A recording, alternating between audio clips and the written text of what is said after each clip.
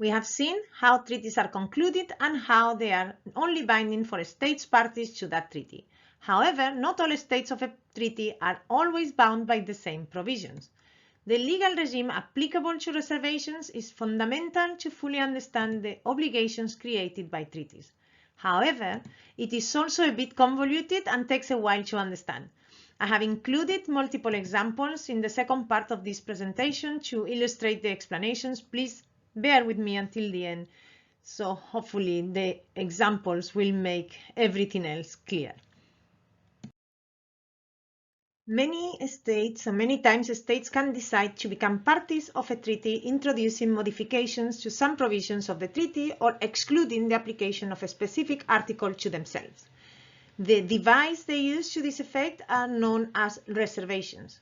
I will start explaining the rationale for the existence of reservations to treaties and where to find the main provisions regulating them. Then I will show some examples of unilateral declarations made by states at the time of signing treaties to illustrate the difference between reservation and the so-called declarations. Article 2 and Articles 19 to 23 of the Vienna Convention on the Law of Treaties codified rules on the legal regime governing reservations.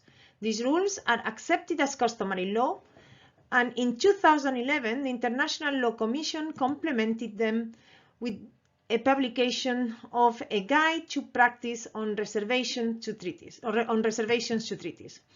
The outcome of this guide is mixed.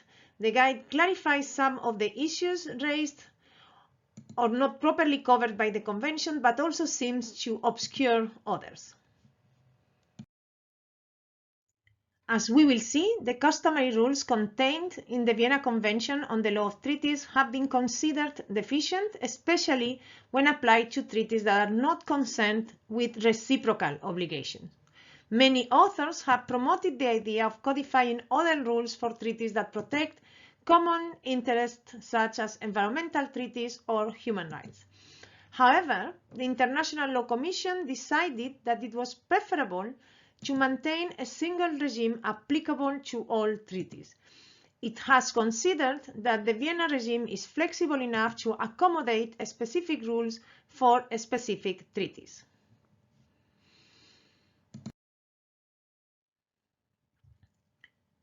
Article 2 of the Vienna Convention on the Law of Treaties provides a definition for reservations to treaties concluded between several states.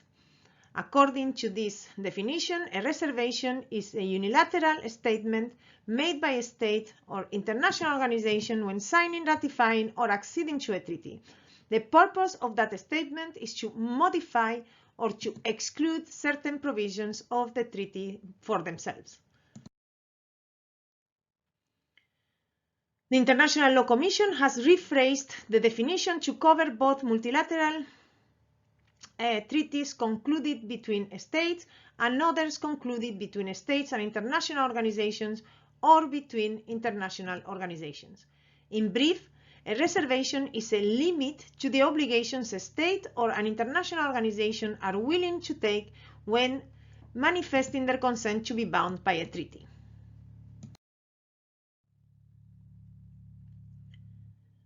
The capacity of a state to make reservations to an international treaty derives from its sovereignty. It seems logical or a normal consequence that if a state can decide not to become bound by a treaty at all, it can also decide to become only partially bound by a treaty. It makes sense that if a state can decide not to become at all bound by the Vienna Convention on the Law of Treaties, for instance, it should also be allowed to become party of the Convention except for some of its articles. In addition, reservations facilitate ratification. States may agree to be bound by a treaty which they will otherwise reject entirely. Multilateral treaties must accommodate very diverse economic, political, and legal realities, so permitting reservation is a means of accommodating such differences. Let's now analyze the legal effect of reservations. What happens when a state or an international organization decide to exclude or modify parts of the treaty for themselves. The most important rule governing reservations is the same governing treaties in general. States are free to decide what regime to apply to a specific treaty. So whatever a treaty establishes of a reservation prevails. In other words, to know the legal regime of reservations introduced in a treaty, we must start by reading what the treaty says about reservations. For instance, a treaty may prohibit reservations or allow them only for certain articles but not others. Reservations are permitted unless expressly prohibited, which is the case of many treaties such as the Statute of the International Criminal Court and also many treaties dealing with disarmament such as the Chemical Weapons Convention, the Anti-Personal Mine Covenant or the Nuclear Test Ban Treaty. By their own nature, some treaties cannot accept reservations. This is the case of a bilateral treaty, for instance, where the non-acceptance of a provision by one of the state parties involves renegotiating the treaty. If both parties don't agree to the test, they must renegotiate the test. A reservation in this scenario makes no sense. Equally, it is incompatible with the nature of the treaty to introduce reservations to treaties that establish boundaries. The Vienna Convention on the Law of Treaties prohibits reservations that are contrary to the object and purpose of the treaty. In practice, these kind of reservations are not different from others. First of all, it is states themselves who decide which reservations they consider contrary to the object and purpose of the treaty, so they operate like any other reservation. We will see this with some specific examples later. Second, treaties don't tend to encapsulate a single and clear distinguishable purpose. The practice of states objecting reservations demonstrates that states have divergent interpretations of what constitutes the object and purpose of treaties. In fact, states use objections many times to push a particular view on what the object of the treaty is. Reservations are unilateral acts that have the legal effect of excluding or modifying a provision of the treaty in relation to the reserving states. Many times, states introduce other declarations at the time of signing or ratifying that don't produce any legal effect. They tend to be political in character and do not change the provisions of the treaties. Sometimes it is difficult to distinguish between a unilateral statement that modifies the content of a provision, a reservation, a modificative reservation, as I have called them here, and declarations aimed at clarifying the meaning of a provision in the treaty. So it is not always crystal clear where a unilateral declaration is a reservation or a declaration. This is one of the issues that the International Law Commission has tried to clarify, not always successfully. I have selected a few examples of statements that do not have the legal effect of excluding or modifying a provision of a treaty. Therefore, they are declarations and not reservations. For instance, here, Bolivia's declaration on its opinion about the Vienna Convention on the Law of Treaties. This one is from Israel, explaining why the country was not becoming a party of the International Criminal Court Statute. Many states who keep control over former colonies away from the mainland may exclude from the application of treaties they sign these territories. For instance, this is the case of the United Kingdom in relation to Gibraltar or New Zealand regarding Tokelau. Whether this is considered or not a reservation, it has a similar effect. It limits the commitment acquired by one state in relation to that treaty. I have reproduced other examples of political declarations that are common in diplomatic practice when becoming party of a treaty. Many states want to take the opportunity to highlight that entering that treaty does not mean anything about pending dispute with other states, parties of the same treaty. For instance, Argentina tends to remind the United Kingdom at every possible opportunity that it has not renounced to territorial claims over the Malvinas, what the United Kingdom calls the Falkland Islands. Here we have a declaration objecting to the fact that the International Convention on the Elimination of All Forms of Racial Discrimination is open to all UN member states instead of all states of the world. Again, a political declaration that does not modify or exclude any provision of the treaty. No norm of international law prescribes the right to enter a treaty, nor the obligation to open it to signature to any other than the negotiating states may agree. In this example, Afghanistan provides a particular interpretation to the meaning of Article 62 in the Vienna Convention on the Law of Treaties. Since the category of unequal treaty is not settled in international law, this declaration probably has no legal effect, but could be interpreted as a reservation modifying a provision of the Vienna Convention on the Law of Treaties. So we have seen what is a reservation, where to find the main rules regulating reservations, and the distinction between reservations and other declarations when signing or ratifying a treaty. We are now going to explore what are the legal effects of reservations. Please remember, these rules only apply if the treaty does not establish a different regime or if reservations are not prohibited by the nature of the treaty. Therefore, these rules apply when the treaty remains silent on the topic of reservations, which happens very often. For instance, the Vienna Convention on the Law of Treaties does not establish a regime for reservations to that treaty. Therefore, the rules I am going to explain apply. The legal effect of reservation depends on the reaction of other state parties to that reservation. States who formulate reservations, what we call the reserving state, must inform the other treaty parties of the reservation. Here, the figure of the depositary is especially relevant. Reservations are deposited along with the instrument of ratification, and it is the depositary who notifies the other parties of the treaty about the existence of such reservations. Once they are informed about the existence of a reservation, other state parties or international organizations parties to the treaty can accept or object to reservations made by a state. There are two ways of accepting reservations: by accepting them expressly or by remaining silent 12 months. If a state does not object to a reservation, the reservation becomes accepted for that state after 12 months. States can also object to reservations.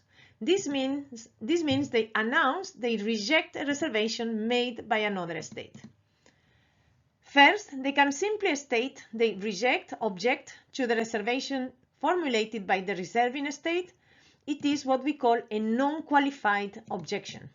Second, a state may decide the importance of the reservation introduced is such that it prevents the entry into force of the full treaty between the reserving state and itself. Using the words of the Guide of the International Law Commission, this means that a state or an international organization that formulates an objection to a reservation may oppose the entry into force of the treaty as between itself and the author of the reservation. Let's look at the effect of accepted and objected reservations with a few examples. The first rule is that a reservation excluding a provision of a treaty and accepted by other states implies that the excluded provision does not enter into force between the reserving state and the accepting states. Here we have a reservation to the Vienna Convention on the Law of Treaties formulated by Argentina, excluding from the provisions Argentina is committing to when ratifying the treaty Article 62 on fundamental changes of circumstances as basis to terminate a treaty. States who expressly accept this reservation or remain silent for 12 months will not be bound by Article 62 in their relationship with Argentina. Article 62 does not enter into force between Argentina and accepting states. An objection to a reservation excluding a provision of a treaty has the same legal effect than accepting the reservation. The provision does not enter into force between the reserving state and the objecting state. The difference is political. The objecting state is expressing its rejection to the reservation. Here, Argentina objects to reservations made by Afghanistan, Morocco, and Syria to Article 62(2) of the Vienna Convention on the Law of Treaties. It means that this provision will not enter into force between Argentina and Afghanistan, between Argentina and Morocco, and between Argentina and Syria.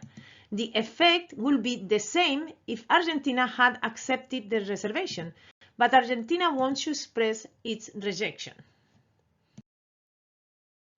States can decide to refuse the entry into force of a treaty between them and the reserving state on the basis of a reservation made by that state. However, as established by the International Court of Justice and the practice of the states, this must be expressly established. Otherwise, only the provision affected is excluded in the reciprocal relationship between the reserving state and the objecting state, not the full treaty.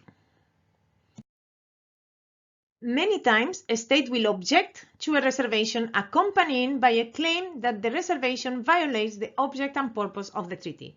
This is not by itself a qualified reservation. This is why I said at the start of this presentation that in practice, reservations contrary to the object and purpose of the treaty have the same effect as other reservations. Since it is states who assess if this is the case, there are multiple possible interpretations.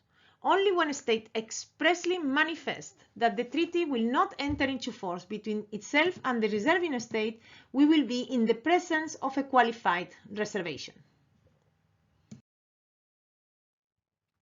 Here I have added a couple of examples more regarding reservations that have been objected by other states. It is also possible that a reservation to a provision raises an objection that impacts other provisions not directly affected by the reservation. I have reproduced here an objection by Japan in relation to any state who has formulated a reservation to Article 66 of the Vienna Convention on the Law of Treaties. Article 66 outlines the settlement of dispute mechanism states should use to resolve their conflicts in relation to the validity and termination of treaties. Japan's objection does not only affect Article 66, but all Part 5 of the Vienna Convention on the Law of Treaties, which includes Articles 42 to 72, outlining the regime governing validity and termination of treaties. Without that qualification, Japan's objection will have the effect of excluding Article 66 in the relationships between Japan and states reserving the application of Article 66. However, the qualification formulated by Japan means that the 30 articles comprising Part 5 of the Vienna Convention on the Law of Treaties will not enter into force between Japan and states formulating a reservation to Article 66. Here we have an example of a proper qualified objection. New Zealand objection to the reservation entered by Syria to the Vienna Convention on the Law of Treaties is of such importance to New Zealand that it objects to it, preventing the entry into force of the full convention between Syria and New Zealand. So the Vienna Convention on the Law of Treaties does not bind Syria and New Zealand in the reciprocal relationships. Finally, we will find reservations that modify rather than exclude the provision of the treaty. They are many times difficult to distinguish from interpretative declarations without clear legal effect. Reservations modifying a provision of a treaty work as follows. If a state accepts the reservation, the provision enters into force between the reserving and accepting states as modified by the reservation. If a state does not accept the reservation, the provision does not enter into force between the reserving and objecting state.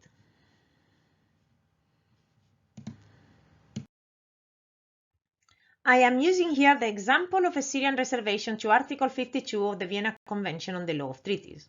According to the reservation formulated by Syria, Article 52, regulating the validity of a treaty if its conclusion has been procured by the threat or use of force, the expression use of force is not limited to the use of armed force and also includes other forms of coercion.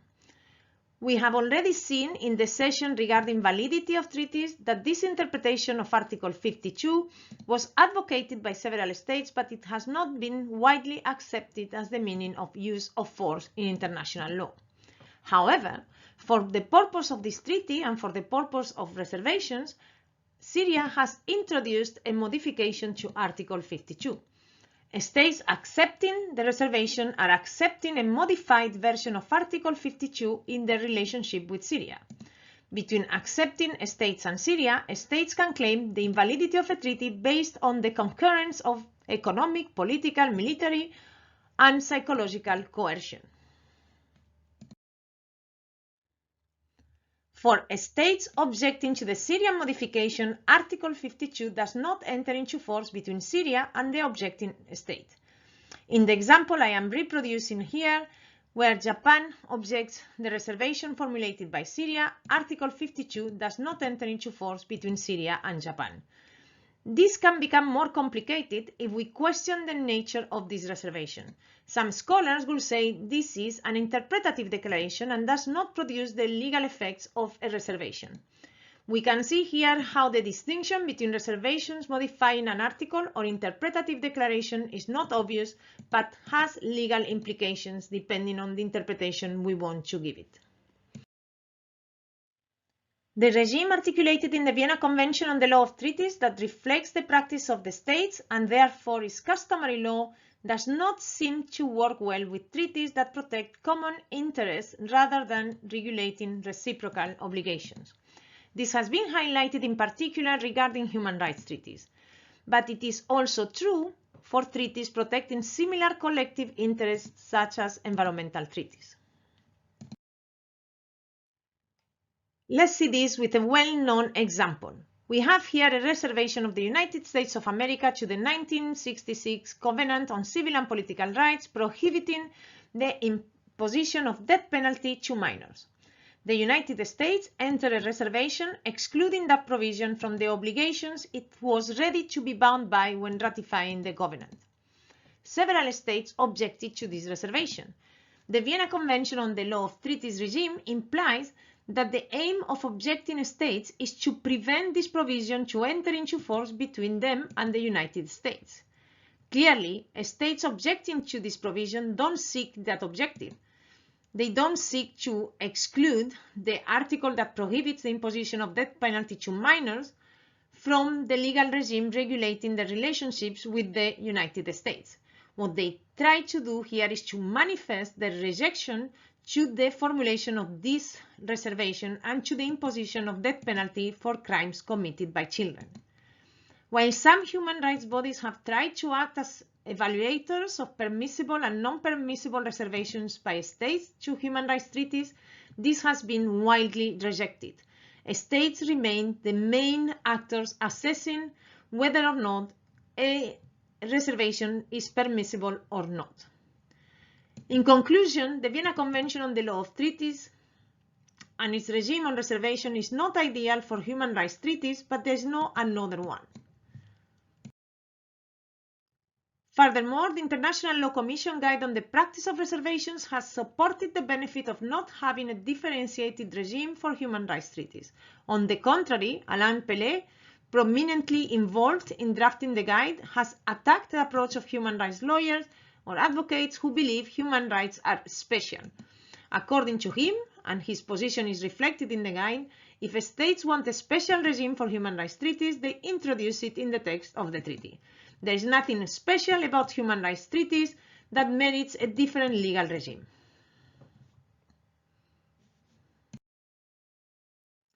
As you can see, understanding reservations is fundamental to fully understand the obligations accepted by a state when ratifying a treaty. So, to know if a state is bound by the provisions of a treaty, we must check first if the state has provided its consent to be bound by that treaty, 2, if the treaty has entered into force, and 3, if there are reservations that modify the legal obligations the state has accepted by becoming a party of the treaty.